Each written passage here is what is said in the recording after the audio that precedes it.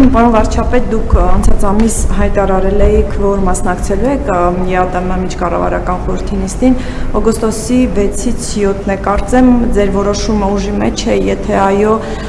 ինչ օրակարգով հաշվի առնելով, որ այդ հեռախոսազրույցից հետո դուք ասացիք, որ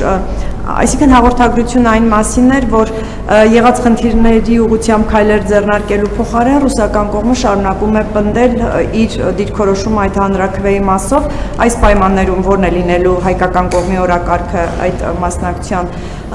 ժամանակ եւ նաեւ ասացիք, որ երկար զրուցել եք, ես ուզում եի նաեւ հարցնել երկաթուղու հետ կապված, արդյոք քննարկում որևէ եղել է, թե այդ թեմային չեք անդրադարձել։ Երկաթուղու հետ կապված քննարկում չի եղել, բայց երկաթուղու հետ կապված մեր դիրքորոշումը շարունակում է մնալ նույնը։ Դա մեր սեփականությունն է եւ Հայաստանի Հանրապետությունը պետք է հնարավորություն ունենա այդ երկաթուղին օգտագործել այնպես, ինչպես ինքը նպատակահարմար է գտնում։ Ես ուզում եմ շատ հստակ լինել այս հարցով, այլընտրանք չկա սրան։ Բավարար չափով, բայց ոչ անվերջ։ Այդ հարցը պետք է լուծվի։ Ես ուզում եմ շատ հստակ լինի։ Եվ ելի եմ ասում, հիմա շատ քննարկում են, փորձում են ինչ-որ բաներ, հիմնական Հայաստանի ընդդիմությունը միջայլոց բան արեք, կալուգացի օլիգարխի միջոցով, այս կթանկանա։ Հայաստանում էլ բաներ կա, որ անվճար է, կարող է պարզվի, որ թանգանում է։ Կարող է բաներ կա, որ Հայաստանում գոյություն ունի 30 տարի անվճար, կարող է պարզվի, որ Հայաստանը կսկսի դրա համար տարեկան $2 միլիարդ ուզել։ Ասել կամ տարեկան 2 միլիարդ վարձավճար ունեցեք, կամ էլ մենք երկաթուղու մասին ակնարկի բան չկա, ես պարզ ասում եմ, որ Հայաստանի Հանրապետության սեփականությունն է դա եւ ուրիշ տարբերակ չկա։ Մենք ուզում ենք բարեկամական ձևով այդ խնդիրը լուծենք։ Բարեկամական ձևով։ Բայց նաեւ մենք այդ խնդիրը բոլոր դեպքերում պիտի լուծենք բարեկամական ձևով, բայց նաեւ էլի դե յուրե կարող է հարց ծագի, որ մենք դե յուրե որոշումներ կայացնենք։ Եթե անհամաձայնություն կա, հետո կգնանք արբիտրաժում բան կանենք, կքննարկենք։ Ինչ արած արբիտրաժի մասին հիշում եք այստեղ ինչ խոսակցություններ տեղի ունենում, որ արբիտրաժը բանը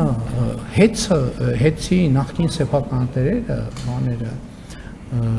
կալուգացին արբիտրաժում հաղթել է։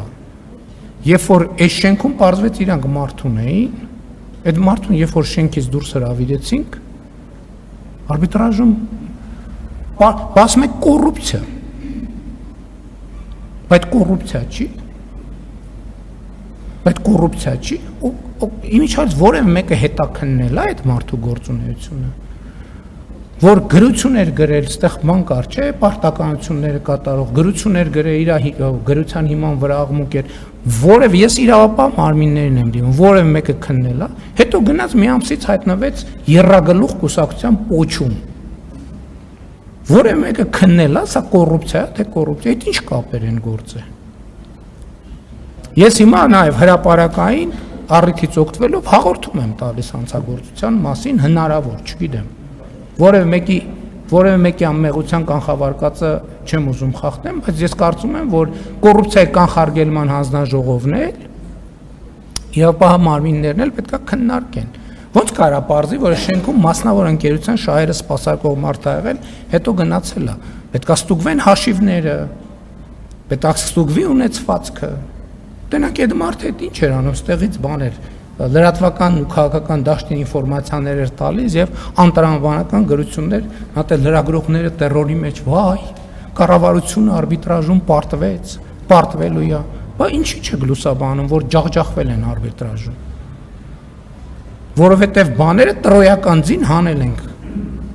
շենքից դուրս։ Հիմա իրավապահներին կոչ եմ անում, հաղորդում եմ տալիս, թող տրոյական ձիու գործունեությունը քննեն, կոռուպցիայի կանխարգելման հանձնաժողովը քննելա կոռուպցիա, ես նաև պատասխան եմ պահանջում ինստիտուտներից, քննել են այդ դեպքը, թե չեն քննել։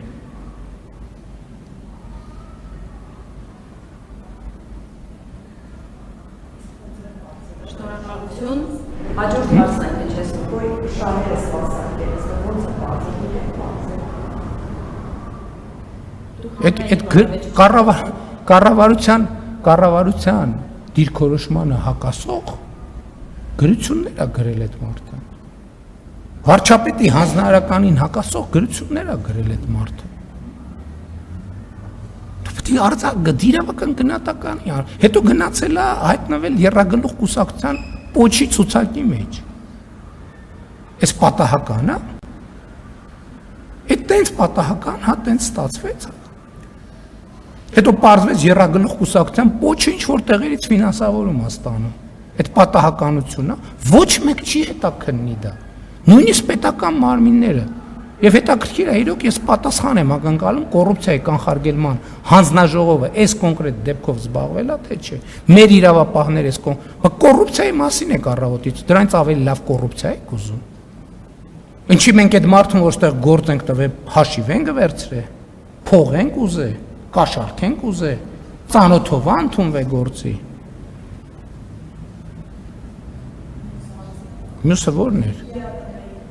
ԵԱՏՄ-ի օրակարգը ձևավորվում է ինստիտուցիոնալ ճանապարհով, իր ինստիտուտներով, բայց դա հարթակ է, որտեղ բնականաբար ես մեր օրակարգին առնչվող բոլոր հարցերը բարձրացնելու եմ։ Եվ ինչ որ ձեզ ասել եմ բրիֆինգում, ասել եմ նաև այնտեղ։